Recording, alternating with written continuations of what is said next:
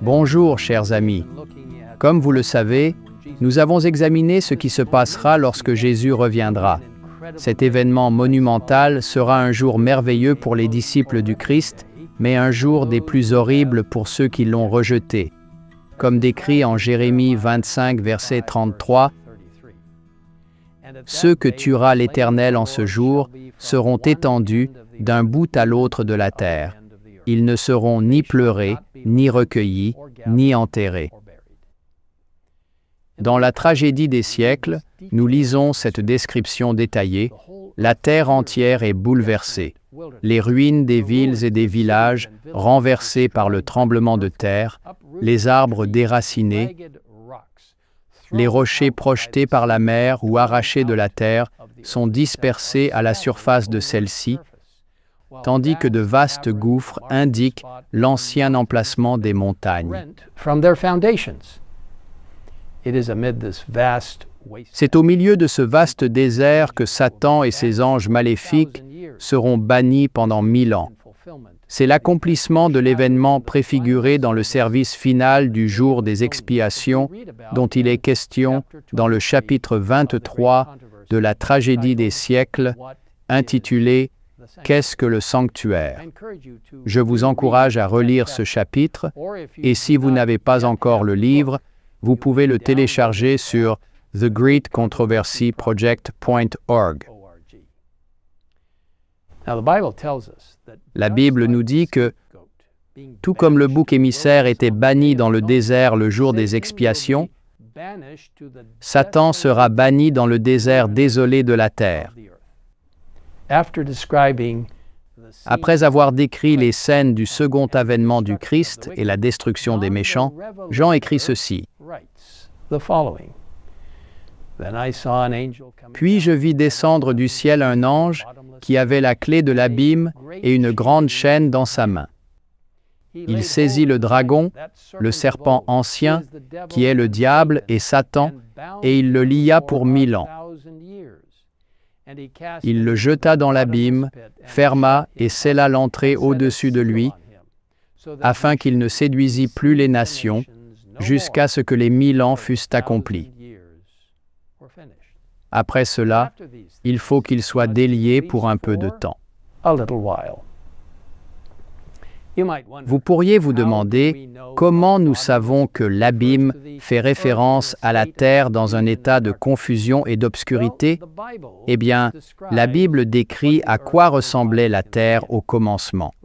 Nous lisons en Genèse 1, « La terre était informe et vide. Il y avait des ténèbres à la surface de l'abîme et l'Esprit de Dieu se mouvait au-dessus des eaux. » Il est intéressant de noter que dans la traduction grecque de l'Ancien Testament hébreu, connu sous le nom de Septante, le mot hébreu traduit ici par « abîme » est le même mot traduit par « abîme » sans fond, en Apocalypse 20.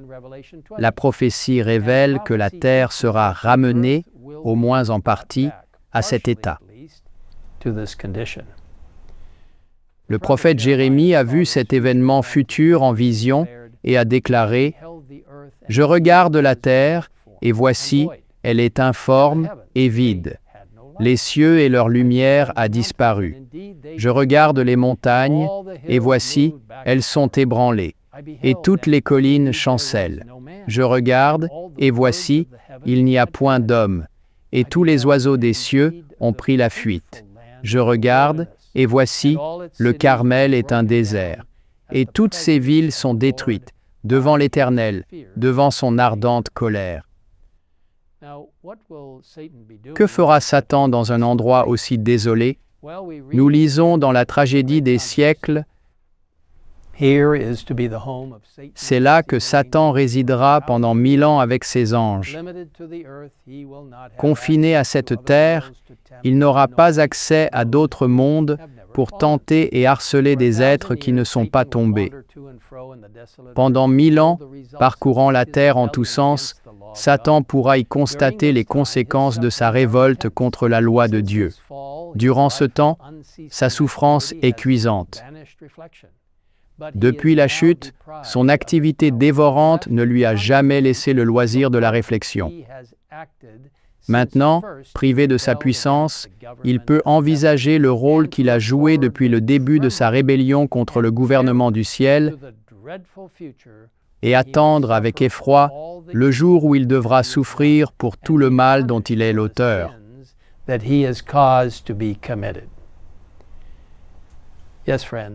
Oui, mes amis, un jour viendra où Satan et le péché seront détruits pour toujours, et les rachetés de Dieu vivront éternellement avec lui.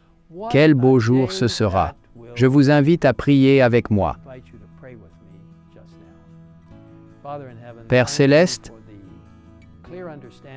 merci pour la compréhension claire de la parole de Dieu et de l'esprit de prophétie concernant ce qui se passera pendant les 1000 ans lorsque Satan sera banni et isolé ici, sur cette terre désolée.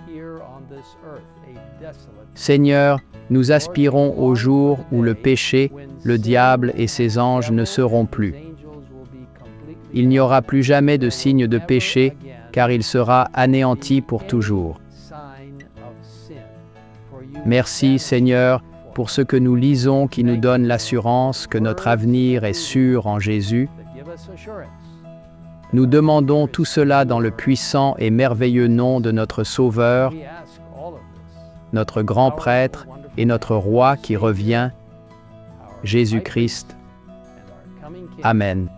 Jesus Christ. Amen.